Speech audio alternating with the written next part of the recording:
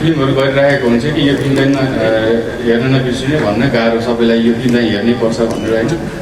तर अब कति कुराहरू यो ट्रेलरले नै भनिदिन्छ। यस्तो फिल्महरूलाई भनिराख्नु पनि पर्दैन मैले विशेष के गरेँ, कति मिहिनेत गरेँ होइन। तर के खुसी लागेको छ भने 4 वर्षपछि होइन जसरी यो आयो, जसरी हामीले काम गऱ्यौँ। र एउटा कुरा चाहिँ म भन्न चाहन्छु, किन दुईवटा चिज थियो, दुईवटा कथा थियो। यो कागबेनी भन्ने फिल्म जुन मैले गरेँ कति 15 वर्ष अगाडि होला होइन, त्यो फिल्म त्यो मुभी चाहिँ म 12-13 वर्ष हुँदाखेरि नै मैले त्यो कथालाई चाहिँ त्यो कथा पढ्ने बित्तिकै त्यसले च्यातेर आफूसँग यसलाई नबिर्सेर म राखिरहेको छु, गर्नुपर्छ एक दिन भनेर त्यो 12-13 वर्षको थिएँ होला। त्यो बेलादेखिको त्यो चाहिँ पुरा भएको थियो। जसरी कागबेनी मैले गरेँ त्यही कथामा आधारित। र यस्तै गरी गुरुकुलमा म प्रवेश गरिसकेपछि चाहिँ एउटा कुनै कथाले छोयो, धेरै कथाहरूले छोयो, तर तिनीहरूमध्ये यो जार इन्द्रबहादुर राई सरको त्यो जार भन्ने कथा मैले पढ्न पाएको थिएँ। त्यो पढेपछि भनौँ न महिनौँ दिन चाहिँ नि म भनौँ न अलिकति सोच्न बाध्य भएको थिएँ कि यस्तो परिस्थिति मलाई परेको भए मैले के गर्थेँ होला भनेर। म अब हाम्रो कामै त्यही हुन्थ्यो कि केही चिज राम्रो पाउने बित्तिकै त्यसभित्र एकछिन आफू बसौँ। अनि यो पात्रमा गर्दाखेरि चाहिँ जहिले पनि म अब त्यो बेला त केही फिल्मको केही सम्भावनाहरू थिएन, तर पनि आफूलाई कल्पना गर्थेँ नाटकै भए पनि म गरौँला, फिल्म त अब पछि कुरा, नाटकसम्म चाहिँ म गर्छु भन्ने मेरो सोचाइ थियो। तर यसरी चाहिँ फिल्म गर्न होइन अब जुरी उहाँहरूले मलाई नै अब रोज दिनुभयो, त्यसको लागि एकदम थ्याङ्क यू। अनि इन्द्रबहादुर राई सरसँग उहाँले चाहिँ मेरो प्ले जाक्सन जोगीको हेर्न आउनुभएको बेला म एकचोटि भेट्ने मौका पाएको थिएँ। अनि त्यो बेला मलाई यहाँ चाहिँ म एकदम नर्भस भएको थिएँ होइन। अब भर्खरै नाटक गर्न आएँ, उहाँले अगाडि बस्नु भएको थियो। अनि त्यो बेला कुरा एकछिन सानो कुरा भएको थियो र मैले भन्ने मौका पाएको थिएँ कि यो तपाईँको जार भन्ने चाहिँ मलाई एकदमै छोएको कथा हो, यसमा चाहिँ केही गर्न पाएदेखि म चाहिँ म केही गर्छु भनेर चाहिँ भनेको थिएँ। यतिसम्म भन्ने मौका पाएको थियो। उहाँ हाँसेर भन्दै हुनुहुन्थ्यो, हुन्छ हुन्छ गरेर राम्रो गरेको छौ भनेर भन्दै हुनुहुन्थ्यो। अनि त्यो कुरा पनि अहिले भर्खरै उहाँलाई देख्दाखेरि पनि म एकदमै भावुक भएँ, किनभने उहाँले यो कुराहरू लिड गर्नुभयो र मलाई पनि एकदमै अब याद आयो। त्यो चाहिँ नि अहिले पूर्ण भएको छ। यो मेरो दिमागमै मात्रै फिल्म थियो, हाम्रो दिमागमा मात्रै फिल्म थियो। अब चाहिँ नि हजुरको यो फिल्म आउँदैछ।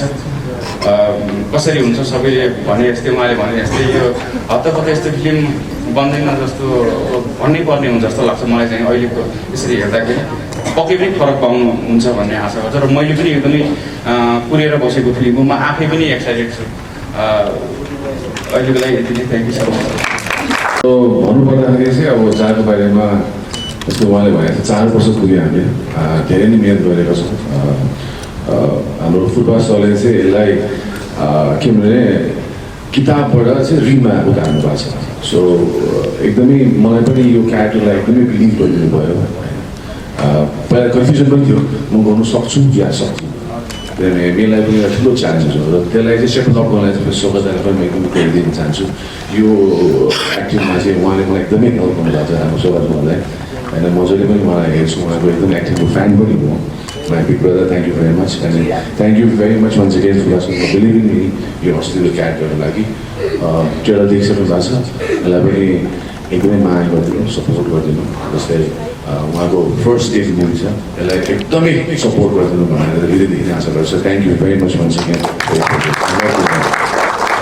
मेरो प्रश्न, चलचित्रको नाम जार छ होइन, अब हामीले ट्रेलर हेरिसके पश्चात अवश्य पनि एक्साइटेड छौँ कस्तो बन्यो होला भनेर होइन। यो जनरको मुभीहरू चाहिँ एकदमै आउटस्ट्यान्डिङ नै हामीले अपेक्षा गरेका हुन्छौँ। अहिले चाहिँ चलचित्रको टाइटलमै जाउँ, जार। इफ रियल लाइफमा चाहिँ तपाईँलाई कोहीसँग प्रेम बस्यो अनि जारी नै तिरेर जार नै बनेर लिएर आउनु पऱ्यो भने चाहिँ त्यो हदसम्म पुग्नुहुन्छ कि नै होला?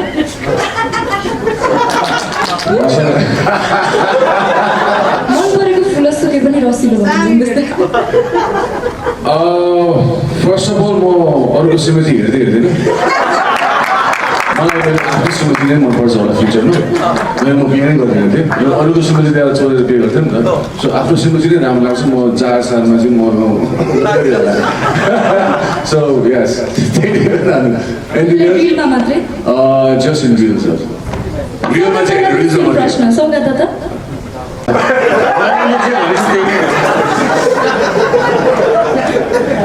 सही आएन दिमागमा।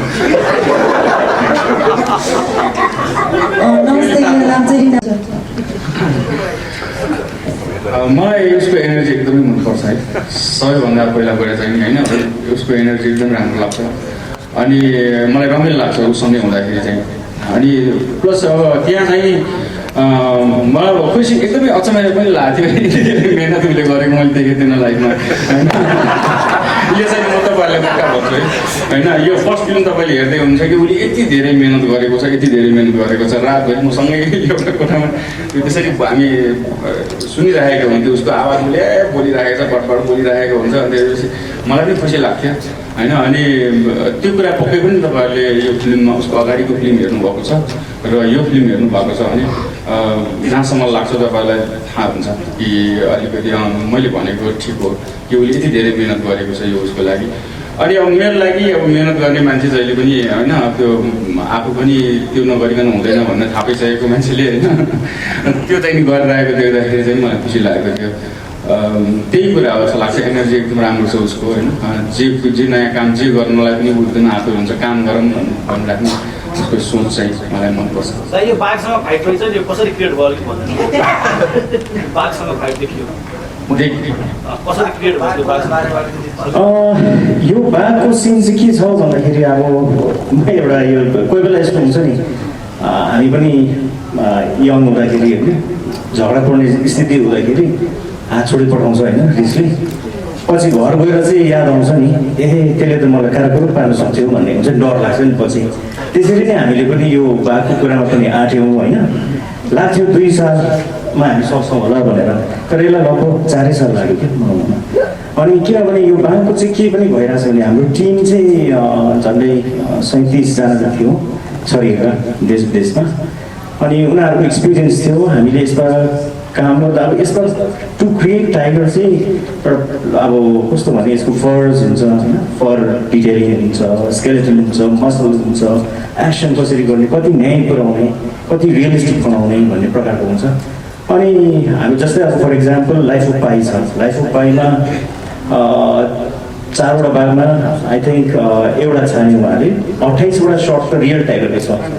अनि त्यसबाहेक अब फरको कुरा के डिटेलिङहरू त्यो म्याच गर्नु पर्दाखेरि उनीहरूको धेरै क्रू थियो, धेरै लगानी पनि थियो, सबै कुरो हुँदाखेरि अब उनीहरू पनि हम्मे भएको थियो। यहाँसम्म सुन्नको मिल्छ कि अस्कर अवार्ड त जित्यो तर त्यो कम्पनी नै ब्याङ्करुप्ट भएको थियो क्या। अनि अब हामी एउटा सानो ठाउँबाट होइन कोसिस गऱ्यौँ र हामीलाई पनि एकदमै कठिन थियो, तर thank you so much to my team होइन, हामी एकदमै मिहिनेत गरेर यहाँसम्म बसिरहेको छौँ। तपाईँलाई कस्तो लाग्यो?